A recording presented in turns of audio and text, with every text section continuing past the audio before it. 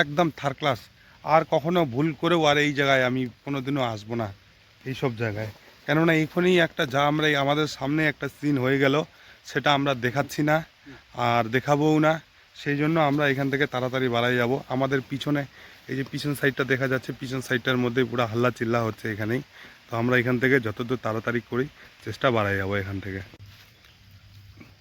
তো এই হচ্ছে আমাদের কচু উঠা হয়ে গেল, প্রায় 1 কেজি কাছাকাছি আমরা কচু উঠাই নিলাম। আর আমাদের হাতে এই যে ঢেঁকি শাক আছে। তো আমরা এখন নদীতে যাব, নদী দিয়ে আস্তে আস্তে আমরা হেঁটে এখান থেকে বাড়াই যাব। কিছু দূর তো আমরা আগায় আসলাম পরিস্থিতি অনুযায়ী।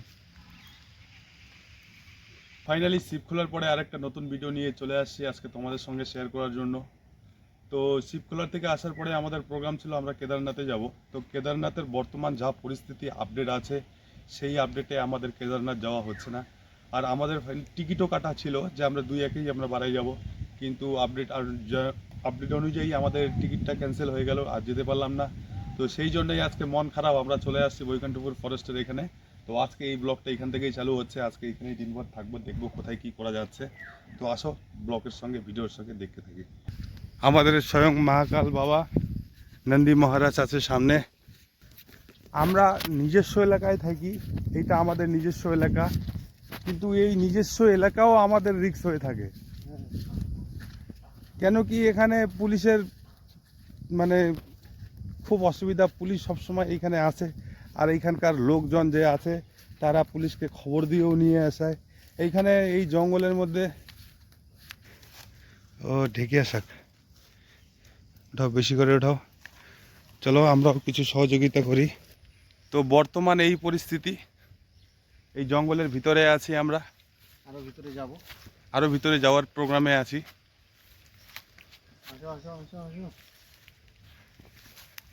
কিন্তু জঙ্গলের ভিতরে বর্তমান জোকও আছে, আর বড় ঘটনা হচ্ছে সাপ ঠাপও এখানে আছে এগুলো দিয়ে। তো আমাদেরকে একটু যাওয়া আসা সাবধান মতোই করতে হবে।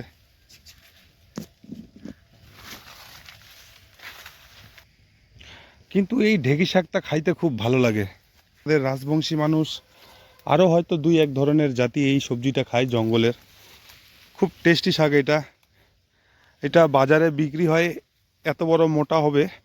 আর প্রায় তো বর্তমান তো বৃষ্টিও চালু হয়ে গেল।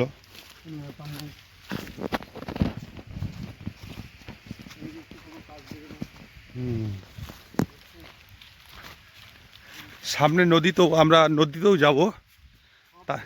নদী তার আগেই যে একটু দেখি এখানে আমরা যতদূর পারতেছি ঢেঁকি শাক নেওয়ার চেষ্টায় আছি। এইটা হচ্ছে ঢেঁকি শাকের পাতা। তো এইটাই যখন ছোট ছোট নতুন কুচি হয়, কুচি হওয়ার পরেই এই ধরনের একটা করে কোকড়ানো কোকড়ানো ধরনের ঢেঁকি শাক হয়ে যায়। আর এইটা দেখছো তোমরা, এই গাছ দেখছো, মোটামুটি এটা প্রায় 500 বছর, 200 বছর, 300 বছর এরকম এরকম ধরনের গাছ আছে। আর একটা গাছ তোমরা একা এইভাবে কোলে করে ধরতে পারবো না, দুইজন 3জন করেই তোমাদেরকে ধরতে হবে একটা গাছ কমপ্লিট করতে। তো এই জঙ্গলের পিছনেই আছে ফরেস্ট ডিপার্টমেন্ট, যেটা হচ্ছে আমাদের বৈকুণ্ঠপুর ফরেস্ট ডিপার্টমেন্ট এখানে আছে। আর এই পাশেও এখানে একটা ছোট, এটা প্রথমে 1990 সালের মধ্যেই এই নদীটা আগে এই দিক দিয়ে ছিল। তারপরে এই নদীটা কি করলো, এই নদীটাকে এই দিক দিয়ে ঘুরাই দিল, যে ফরেস্ট ডিপার্টমেন্টের হয়তো গাছপালা বেশি ছিল আর এই সাইডটাতে একটু কম ছিল, তখন এই নদীটাই এই দিক দিয়ে চলে আসলো। আর জায়গাটা যে পড়ে গেল, এখন বর্ষার দিনে তো এখানে প্রচণ্ড মাছ থাকে, বড় বড় মাগুর, শিঙ্গি, কই, টাকি মাছ থাকে। কিন্তু আমরা আসি না কখনো, আমাদের বাড়ির এগুলো আশেপাশেই 2-4 কিলোমিটার এরিয়ার মধ্যে, কিন্তু আমরা কোনোদিনও আসি না এদিকে। এদিকে পুলিশের সমস্যা বেশি, পুলিশ প্রশাসনের সমস্যা বেশি। আর এদিকে দুনিয়ার নেশা হয় এই সব এরিয়ায়। তো আমরা আসার চেষ্টাও করি না, আমরা সাহসেই আসি না কোনো দিনের। বর্তমান সবজির দাম পুরা নাকি, সবজির দাম পুরা বলে ঢেঁকি শাক নেওয়া হচ্ছে, কাকু বলছে আমাদেরকে। এই হচ্ছে জঙ্গলের ভিতরে, এই হচ্ছে জঙ্গল এখানকার বৈকুণ্ঠপুর ফরেস্টের। এই যে শাল বাগান, এটা হচ্ছে শাল বাগানের শাল গাছের পাতা। এটা কেউ হয়তো শাল গাছ দেখেছো দূর থেকে, পাতা কোয়ালিটি বুঝতে পারোনি, তাদের জন্য বলছি যে দেখে নাও তোমরা শাল গাছের পাতা।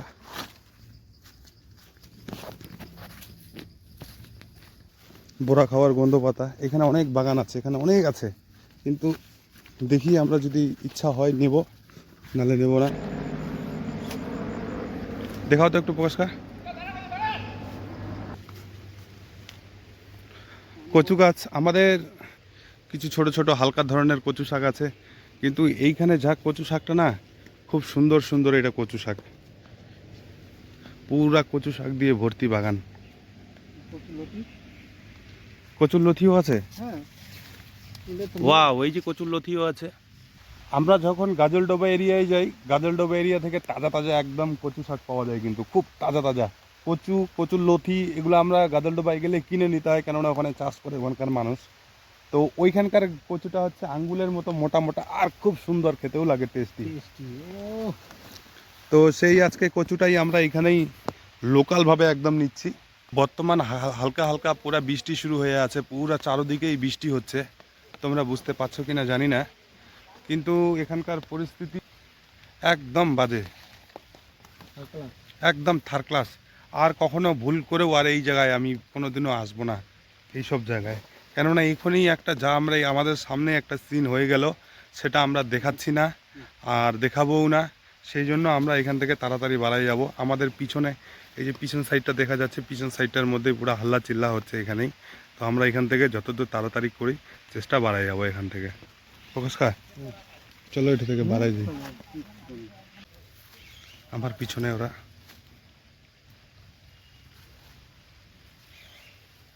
ওই হচ্ছে চলে গেল পিছনে দেখা।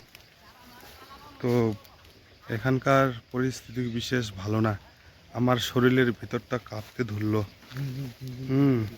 ঝিনঝিন করে কাঁপতে ধরলো, এত অসুবিধা এখানে, বাপ রে বাপ। আর ভুল করেও কোনোদিনও এইসব জায়গায় আসবো না আমি কোনোদিনও ভিডিও বানাইতে। এই যে প্রকাশ কাকুর দুজনে মিলে প্রোগ্রাম করে আসছি, কিন্তু আসার পরেই এরকম আজকে হবে কে জানে।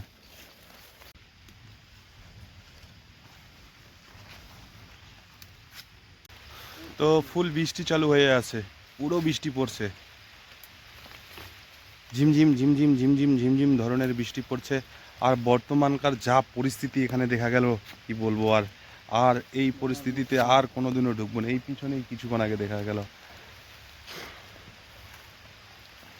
ওদের মধ্যে একদম এত মারামারিও হয়ে গেল, ঝগড়া কেচালো হয়ে গেল। এখানে পুলিশকেও মানে ফোন করা হয়ে গেল, এখানে পুলিশও চলে আসতেছে। আর এর মধ্যে আমরা এখানে আছি, আর এখানকার যা পরিস্থিতি আছে। আজকে কড়াইয়ে বেশি তেল দিয়ে রান্না হবে। তো আমরা এখন নদীর দিকে যাচ্ছি। কিছু ঢেঁকি শাক আমাদের কম হয়ে গেল, কিন্তু যা হোক কোনো ব্যাপার না, এই পরিস্থিতিতে হয়ে যাবে। না, কিন্তু আমাদের এখন রাস্তা বাইর করতে হবে। তো রাস্তা তো সেরকমভাবে পাওয়া যাচ্ছে না। কচুটা আছে প্রকাশ কাকুর হাতে, আর আমার হাতে আছে ঢেঁকি শাকটা। আর কাকু বললো রাস্তা নিজে ভালো জানে, বলে তুমি পিছনে থাকো, আমাকে সামনে দাও। হ্যাঁ, চলো দুই একটা যদি ঢেঁকি শাক দেখা যায়, দুই একটা ঢেঁকি শাক নিয়েও। তবে একটা ব্যাপার, হ্যাঁ, যে আগামী আসছে সময় ভালো দিনে আমরা কেদারনাথ যাওয়ার চেষ্টায় আছি। আবার আমরা করে নতুন করে টিকিট করব।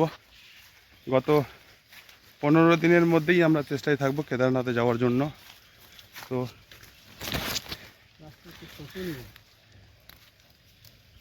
রাস্তা হচ্ছে না, না চলো ওদিক দিয়ে, চলো ওদিক দিয়ে আসি, যেদিক দিয়ে আসলাম ওদিক দিয়ে চলো। তো আমাদের রাস্তাটা বার হতে একটু অসুবিধা হয়ে যাচ্ছে, জঙ্গল, ঘন জঙ্গল। চলো ওইদিকে চলো। কচু নিলাম আমার হাতে, আর হ্যাঁ, আর একটু ঢেঁকি শাক উঠানোর চেষ্টায় আছি। তো কচুটা নিয়ে আমরা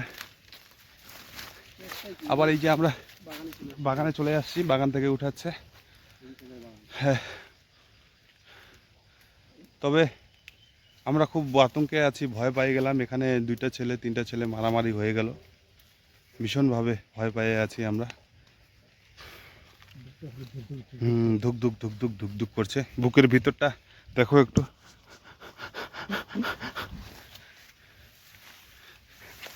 এই হচ্ছে পরিস্থিতি। আমরা এখন সেফ জোনে চলে আসছি, হ্যাঁ, টেনশন নেই। এখন আমরা পরিষ্কার জায়গায় চলে আসছি। এই পায়ের নিচে পায়ে দেখো এই জঙ্গল, উল্টায় পড়ে যাচ্ছি প্রায়। তো আমাদের পাশে এখান থেকে এই কোণার দিকে প্রায় 5 কিলোমিটার থেকে 7 কিলোমিটার দূরে গেলে বিএসএফ ক্যাম্প আছে। শালুয়াড়া MES বিএসএফ ক্যাম্প আছে এখানে। তো সেখানে বোমবাজি হচ্ছে, বোম ফুটানো হচ্ছে, সেই আওয়াজটা হয়তো আমাদের পাওয়া যাচ্ছে।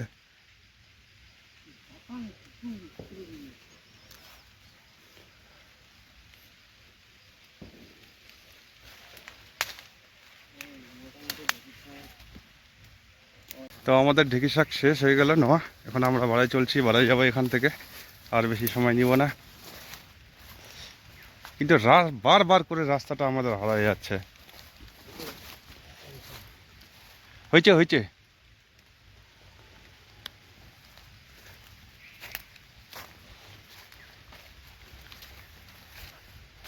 এই যে করলা গাছও আছে, কিন্তু করলা গাছ আছে এখানে। করলা জঙ্গলের ভিতরে কেউ বুঝতেই পারবে না যে এখানে করলার গাছ আছে। এই করলা খেতে টেস্ট জঙ্গলি করলা, এটা আমাদের একদম লোকাল ভাবে। কি সুন্দর হয়ে আছে একটা গাছে, কিন্তু যা হোক করলা হয়নি গাছে। হয়েছে, নিয়ে গেছে রে। এরকম বুঝতে পারবেন তো, এরকম করে উল্টা উল্টা দেখতে লাগবে এইভাবে। ফুল আছে অনেক করলা এই যে গাছে। করলা পেকে গেছে, এই যে পেকে গেছে। পেকে গেছে করলা। তো নদীতে আমরা চলে আসলাম। তো বর্তমান আমরা নদীতেই ঢুকছি। তো ফাইনালি আমরা এখন হাত ধুবো। সবজি আমাদের হয়ে গেছে কমপ্লিট। নদীতে আসছি।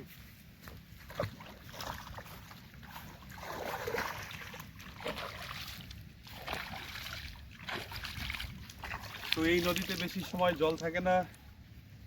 শ্রাবণ ভাদ্র আশ্বিন মাস থেকে একটু একটু জল থাকে, বেশি থাকে না। প্রায় সারা বছরের মধ্যে হয়তো 2 থেকে 3 মাস এখানে জল থাকে, তার বেশি জল থাকে না। তো আজকে